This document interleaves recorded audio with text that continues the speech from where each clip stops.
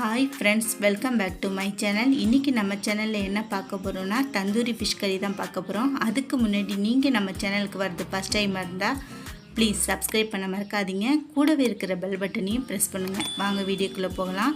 இப்போ நான் எடுத்திருக்க மீன் நாட்டு ஜிலேபி தான் எடுத்திருக்கேன். இது நல்லா சுத்தமாக நம்ம க்ளீன் பண்ணிவிட்டு அதுக்கப்புறம் இந்த மாதிரி கோடு போட்டு வச்சுக்குவோம். இந்த கோடு எதுக்குன்னா மசாலாவுடைய ஃப்ளேவர் அதில் ஏறுறதுக்காக தான் நம்ம கோடு போட்டு வச்சுருக்கோம். இதே மாதிரி எல்லா மீனும் நம்ம தயார் பண்ணி வச்சுக்குவோம். இப்போ நம்ம மசாலா அரைவைக்கு நம்ம தயார் பண்ணுவோம். ஒரு மிக்சி ஜாரில் 2 கொத்து உங்களுக்கு கருவேப்பிலையும் 1 கைப்பிடி அளவுக்கு மல்லிக்கீரையும் சேர்த்துக்குவோம். இதை 1 மூடி அளவுக்கு வினிகர் சேர்த்துக்குவோம். இப்போ வெங்காயத்தை 4 கட் பண்ணி இதில் சேர்த்துக்கலாம். தக்காளி 2 சேர்த்துக்கலாம். பச்சை மிளகா 5-6 நம்ம சேர்த்துக்கலாம். உங்களுக்கு காரத்துக்கு எப்போ நீங்கள் பச்சை மிளகா நீங்கள் சேர்த்துக்கோங்க. இஞ்சி ஒரு 2 துண்டு இதில் சேர்த்துக்கிறேன். சமையல் ஆயில் 2 ஸ்பூன் இதில் சேர்த்துக்கலாம். அதுக்கப்புறம் பூண்டு 1 கைப்பிடி அளவுக்கு இதில் நம்ம சேர்த்து நல்லா இதை நம்ம அரைச்சிட்டு வந்துடுவோம். நைஸாக பாருங்கள், நைஸாக அரைஞ்சிருச்சு. இது ஒரு பக்கம் இருக்கட்டும். இப்போ நம்ம ஒரு பெரிய பாத்திரம் நம்ம எடுத்துக்கலாம். அந்த பாத்திரத்தில் மஞ்சத்தூள் 2 ஸ்பூனு, மிளகுத்தூள் 4 ஸ்பூனு, அதுக்கப்புறம் காஷ்மீரி மிளகாத்தூள் நம்ம சேர்த்துக்கலாம்.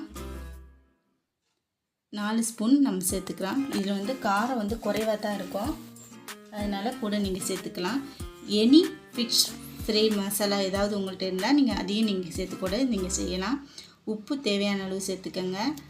தனியாத்தூள் அல்லது குழம்பு மிளகாய்த்தூள் நீங்கள் சேர்த்துக்கிட்டு இப்போ நீங்கள் அரைச்சி வச்சுருக்கீங்களே கலவை, அதை கொஞ்சம் கொஞ்சமாக இதோட மிக்ஸ் பண்ணுங்கள். இந்த மசாலா நல்லா மிக்ஸ் ஆகணும். அரைச்ச விழுதுகளை கொஞ்சம் கொஞ்சமாக சேர்த்து இதில் நம்ம நல்லா மிக்ஸ் பண்ணோம். பாருங்கள், நல்லா மசாலா மிக்ஸ் ஆகிடுச்சு. இப்போ மீனை அதில் சேர்த்து நம்ம மசாலா இதில் அப்ளை பண்ண போகிறோம்.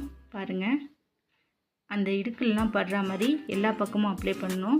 அதேமாரி மீனுடைய உள்பகுதிக்கும் நல்லா அப்ளை பண்ணணும். அப்படி பண்ணால் தான் அதோடைய டேஸ்ட் அதில் நல்லா இறங்கும். மசாலாவுடைய ஃப்ளேவர் அதில் நல்லா இருக்கும். எல்லா பக்கமும் படுற அளவுக்கு நம்ம மசாலா அடுத்தடுத்து மீனுக்கு நம்ம தடவுவோம். தடவி அப்படியே இது கொஞ்ச நேரம் நம்ம வச்சிடலாம். அரை மணி நேரமோ 1 மணி நேரமோ எவ்வளோ நேரம் நம்ம வைக்கிறோமோ அந்த அளவுக்கு இதில் மசாலா ஆயிடும்.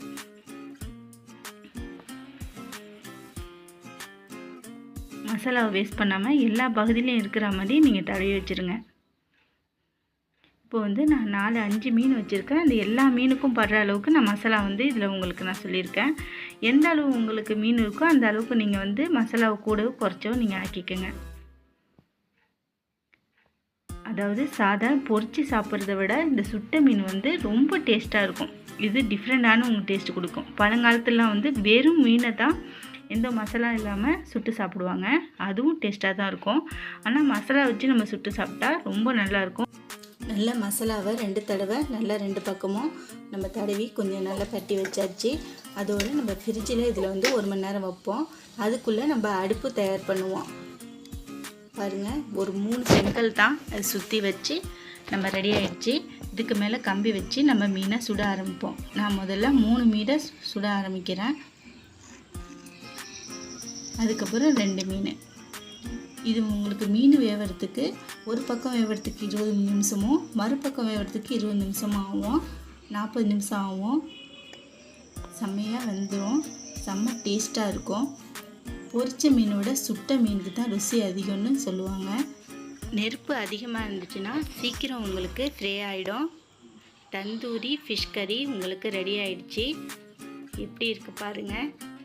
உங்கள் வீட்டில் செஞ்சு நீங்களும் டேஸ்ட் பண்ணி பாருங்கள். எங்கள் வீடியோ உங்களுக்கு பிடிச்சிருந்துச்சுன்னா கமெண்டில் சொல்லுங்கள். லைக் பண்ணுங்கள், ஷேர் பண்ணுங்கள், சப்ஸ்கிரைப் பண்ணுங்கள். தேங்க்ஸ் ஃபார் வாட்சிங் ஃப்ரெண்ட்ஸ்.